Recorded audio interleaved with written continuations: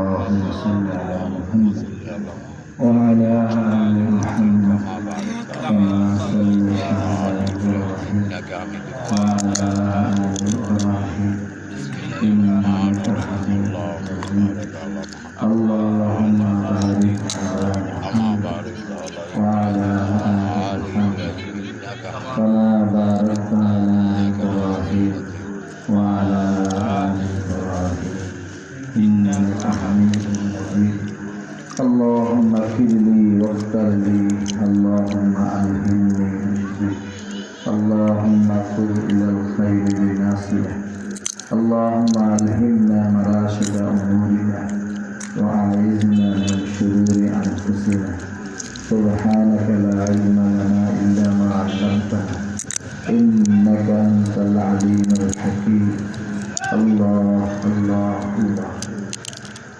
আল্লাহ রব্বুল আলামিনের দয়া মেহেরবানি ফজল ও করম যিনি আমাকে আপনাকে আজকের এই মুহূর্ত পর্যন্ত হায়াতে রেখেছেন আলহামদুলিল্লাহ আল্লাহ তাআলার নিকট সবচেয়ে মূল্যবান বস্তু হইল দ্বীনের নিসবতে আমাদেরকে এইখানে সমবেত হওয়ার সুযোগ করে দিয়েছেন আলহামদুলিল্লাহ। ওয়াজ মাহফিল প্রতিদিন হয় না, বছরে একটা আয়োজন হয়, এর পিছনে অনেক অক্লান্ত পরিশ্রম হয় কি না? এই জন্য এটাকে মূল্যায়ন করা যে আমার বাড়ির সামনে ওয়াজ হইতেছে, আমি আসলাম না, আমার চেয়ে বড় হতভাগা আর কেউ না। মাইক লাগানো হয়েছে মা বোনদের জন্য, আমাদের জন্য না। আমরা যারা পুরুষ আমরা মজলিসে বসে কথা শুনি। কোথায় বসে?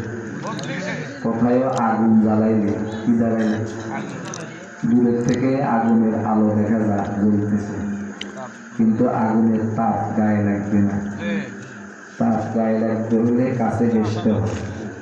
তো দূরের থেকে যদি কেউ খেয়াল করে কথা শুনে তার এলেম হবে, জানা হবে, কিন্তু আমলের জন্য যে জজবা স্পৃহা ওইটা মজলিসে বসলে ওইটা পাওয়া যায়, এটা দূরের থেকে পাওয়া যায় না। এই জন্য আমরা মূল্যায়ন করি। আমার নানা হুজুর রহমতুল্লাহ আলাইহি বলতেন, ভাগ্যে দিছে বুদ্ধি দিয়ে দেয় না। কি দিছে?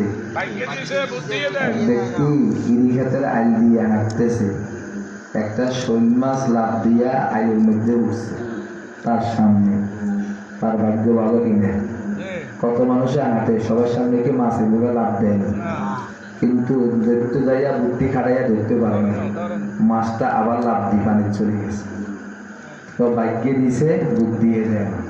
আমার বাড়ির সামনে ওয়াজ, এটা আমার ভাগ্য, কিন্তু বুদ্ধি খাটাইয়া ওয়াজে আসিয়া নিজেকে যে বন্দি করিব এই বুদ্ধি অনেকেরই হয়নি। আল্লাহ, মানুষের জীবনের সবচেয়ে মূল্যবান সময় হল দ্বীনি মজলিসের সময়। মানুষের জীবনের সবচেয়ে মূল্যবান সময় কোনটা? দ্বীনি মজলিসের সময়। কেন? এই সময়টা হলো পরশ পাথরের মতো। পরশ পাথরের ছোঁয়া লাগলে সাধারণ পাথরও সঙ্গে পরিণত হয়। এই সময়টা হলো জীবনের সবচেয়ে গুণামুক্ত সময়। গুণা করে চোখ দি, কান দি, মন দি। এখন যিনি ওয়াজ করে আমার চোখ ওনার দিকে তাকিয়ে আছে, উনি কি বলতেছে কান খাড়া করে ওনার কথা শুনতেছে। চোখ কান যেখানে মন থাকে সেখানে, বলেন চোখ কান যেখানে মন থাকে সেখানে। এখন মনও এদিক সেদিক ছুটাছুটি করার সুযোগ নেই, মনে অন্য কোনো কিছু কল্পনা করার সুযোগ নেই। নামাজের ভিতরেও মন এদিক সেদিক ছুটাছুটি করে, ঠিক না? ওয়াজের মজলিসে যদি আমরা মজলিসের হক আদায় করি বসি, তাহলে মন এদিক সেদিক যাইবার সুযোগ নাই। এই জন্য এই মজলিসটা এত বরকতময় যে আমরা এখানে আল্লাহ তাআলার আলোচনা করতেছি।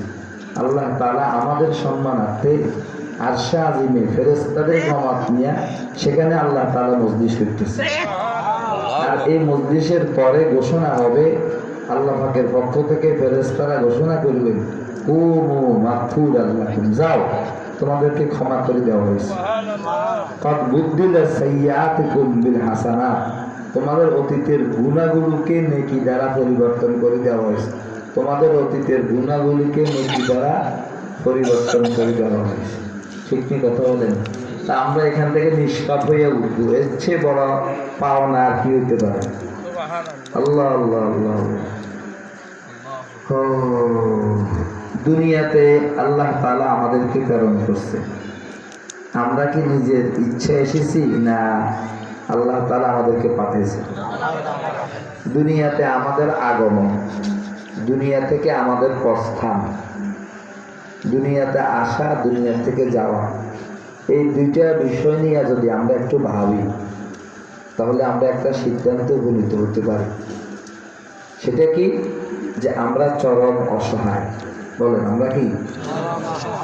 যে মালিকের হুকুমে আমরা আসতে বাধ্য, যে মালিকের হুকুমে আমরা যেতে বাধ্য।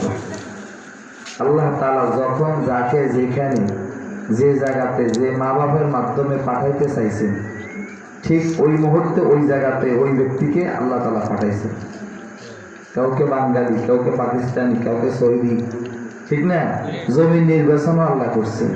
মা বাপকে কার হবে এটাকে নির্বাচন করছে আল্লাহ তাআলা। কোন এলাকার হবেন নির্বাচন আল্লাহ, আমাদের কোনো হাত কি নাই। আবার যাকে যখন যেখান থেকে নিয়ে যাবেন দুনিয়ার কোনো শক্তি তাকে ধরে রাখতে পারবে, ঠিক না?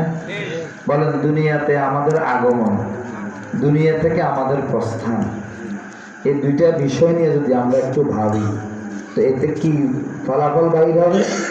আমরা চরম অসহায়। বলেন আমরা,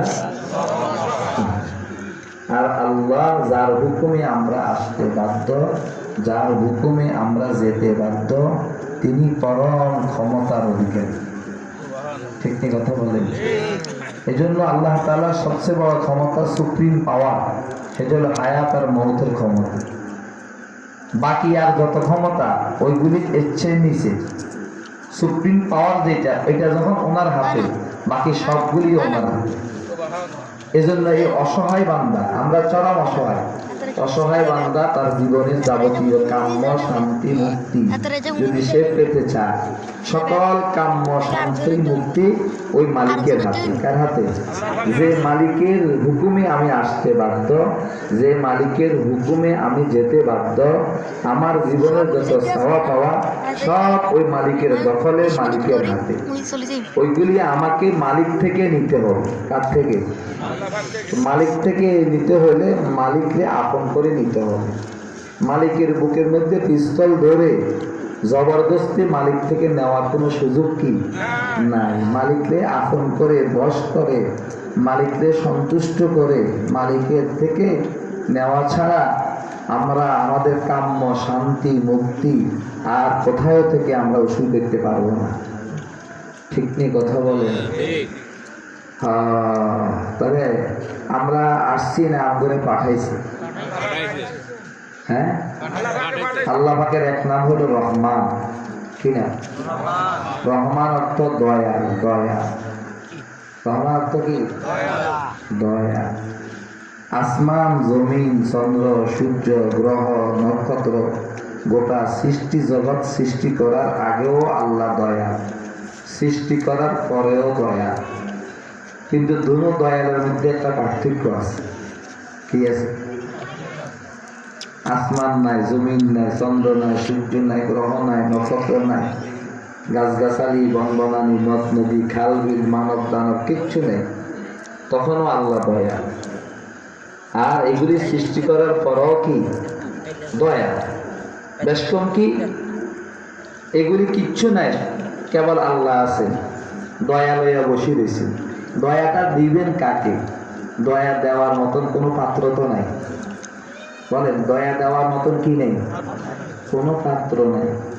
এখন আপনি দয়ার সাগর, আপনি কোটিপতি, লাখপতি, আপনার দান করার মন আছে, তাও তো যদি এক টাকাও না দেন তাহলে আপনি যে দানবীর এটা কি কেউ টের পাবে? কথা বলেন না। তো আল্লাহ দয়ালু বসিয়ে দিছে। দয়া না দিলে তো উনি যে দয়াল এটা তো কেউ বুঝবে না, টের পাবে না, প্রকাশ হবে না। ঠিক ঠিক কথা বলেন। এই জন্য আল্লাহ তাআলা দয়া দিয়া উনি যে কত বড় দয়া এটা প্রমাণ করার জন্য এই কায়নাত, এই সৃষ্টি জগৎ, এই সবকিছু আল্লাহ তাআলা সৃষ্টি করছে। বয়া দেওয়ার জন্য একটা যোগ্য পাত্র